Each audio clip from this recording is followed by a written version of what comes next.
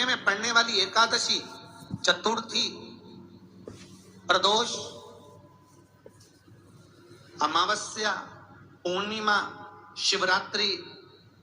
ये सभी इतनी महत्वपूर्ण क्यों हो जाती है?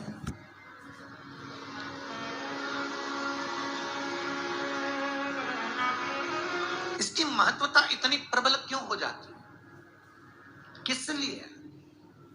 क्योंकि बैसाख का जो महीना पड़ता है, सूर्य की संपूर्ण तपन, सूर्य देव अपने पूर्ण तेज के साथ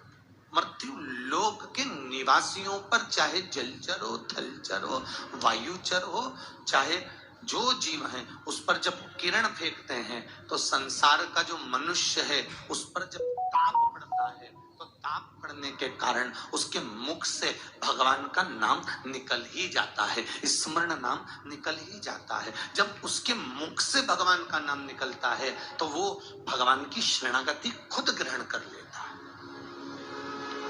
स्वयं।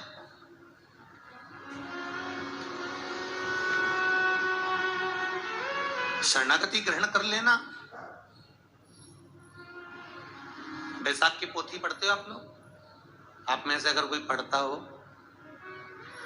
बैसाख महीने की पोथी, तो उसमें एक वर्णन आता है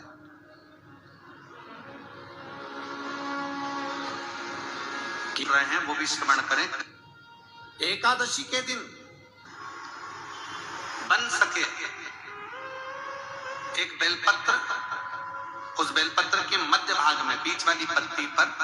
लाल चंदन और दोनों पत्तियों पर पीला चंदन, नीचे वाली दोनों पत्तियों पर पीला चंदन, बीच वाली पत्ती पर लाल चंदन और दोनों पत्तियों पर पीला चंदन। और इसी बेलपत्र के साथ में जो लाल चंदन वाला जो पत्ती है उस पर एक श्वेत पुष्प, सफेद फूल रखकर आप अपनी कामना कर जब आपको जल चढ़ाते चढ़ाते 3 महीना, 4 महीना, 5 महीना, 6 महीना आपके हो जाए और बाबा देवाधिदेव महादेव को जल चढ़ाते चढ़ाते समय बीत जाए, तब बाबा से अपने दिल की बात कहने के लिए लाल चंदन, सफेद पुष्प, पीला चंदन दोनों पत्तियों पर अपने हाथ में लेकर कामना कर अशोक सुंदरी वाली जगह पर जब हम उसको समर्पित कर, अशोक सुंदरी वाली जगह पर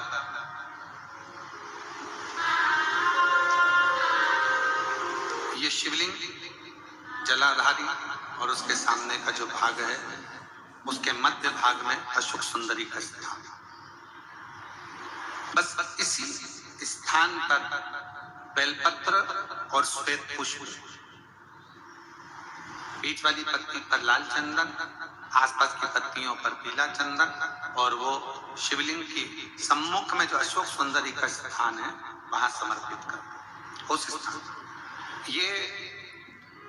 रोज नहीं करना, फिर ध्यान देना, कभी कभी 4-6 महीने निकल जाएं, 8 महीने निकल जाएं, 3 महीने निकल जाएं, 5 महीने निकल जाएं, उस स्थान, और ये हमने एक बार नहीं बताया, इसको पहले भी वर्णन कर चुके। एकादशी के दिन गंगा के जल में मात्र 7 बेलपत्री डालकर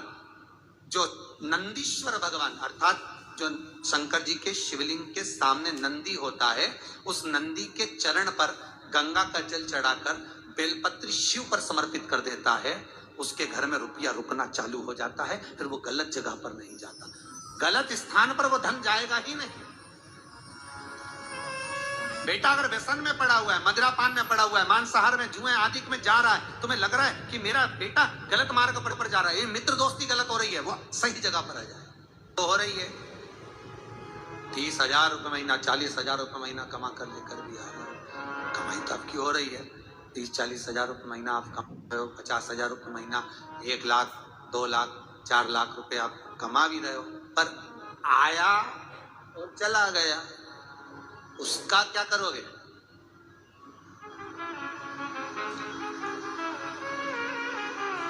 उसका करना क्या है? बहुत सुंदर संवाद है, ध्यान दीजिएगा। जिसके घर में कमाने वाले 2-4 हैं, पैसा तो आ रहा है और घर में टिक नहीं रहा, डॉक्टर में, पुलिस में, एक्सीडेंट आदि में, कहीं गलत जगह पर व्यसन में अगर पैसा जा रहा है, जुए में, मांसाहार, मदिरा पान, या कहीं आया पैसा, पैसा आने में कमी नहीं, आ रहा है पर टिक नहीं रहा, रुक नहीं रहा, कोई मांगने आ गया, दे दिया, फिर वहां से अपने पास नहीं आ रहा, अपन कह रहे हैं भैया हमारा पैसा लौटा दो, नहीं आ रहा।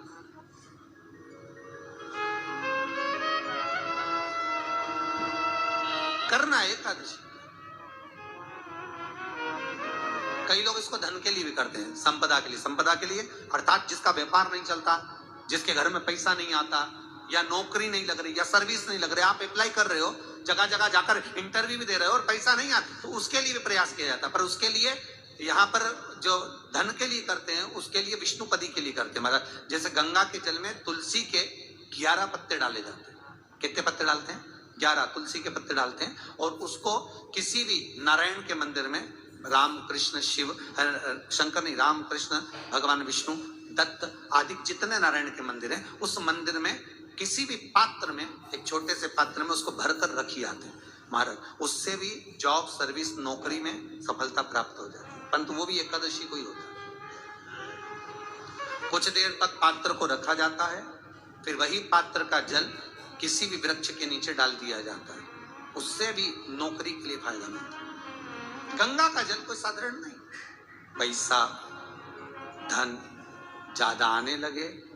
तो पत्नी को कहना चाहिए कि देखो थोड़ा बहुत मेरा मन है, शिव महापुराण की कथा हो जाए, या फिर कहीं सत्कर्म में लग जाए, कहीं ब्राह्मण भोज, साधु भोज, सन्यासी भोज, गुरु जन में, संत जन में, साधु जन में, तपस्वी जन में कहीं लग जाए। ये धर्म पत्नी, जहां धर्म जुड़ा हुआ वो धर्म। महाराज कुछ तिथियां होती हैं, जिन तिथियों में अगर आप रोज गंगा का जल शंकर को नहीं चढ़ा सकते, तो शिव महापुराण कथा कहती है, स्कंद पुराण कहती है, विष्णु पुराण कहती है, गर्ग संहिता कहती है, गीता पुरुष गोरखपुर का कल्याण का गंगा अंक कहता है कि कुछ तिथियां भारत की भूमि पर ऐसी वर्णित है जिन तिथियों में भी गंगा का जल हम शिव को अगर एक बूंद भी समर्पित कर रहे हैं, गंगा का जल मात्र एक आधी चम्मच भी, आचमन जितना भी अगर हम शिव को समर्पित कर रहे हैं, तो उसका सुख आनंदित है। जैसे पंचमी तिथि, नवमी तिथि, दशमी तिथि, एकादशी, प्रदोष, पूर्णिमा, अमावस्या, ये तिथियां हमारे यहाँ जो दी गई हैं, इन तिथियों में अगर हम गंगा का मात्र थोड़ा सा जल भी अगर जल के पात्र में डालकर गंगा जी का जल थोड़ा सा भी शिव के पास लेकर जा रहे हैं, तो ये एक भाव अपने भीतर होना चाहिए कि आप केवल गंगा का जल साधारण शिव मंदिर में समर्पित नहीं कर रहे हो, आप गंगा का जल भले अपने घर से लेकर जा रहे हो और थोड़ा सा भी जल ले जाकर अगर शिव को समर्पित कर रहे हो, तो तुम्हारे भीतर ये भाव होना चाहिए कि मैं गंगोत्री से जल भरकर सीधे रामेश्वर में ले जाकर गंगा के जल को समर्पित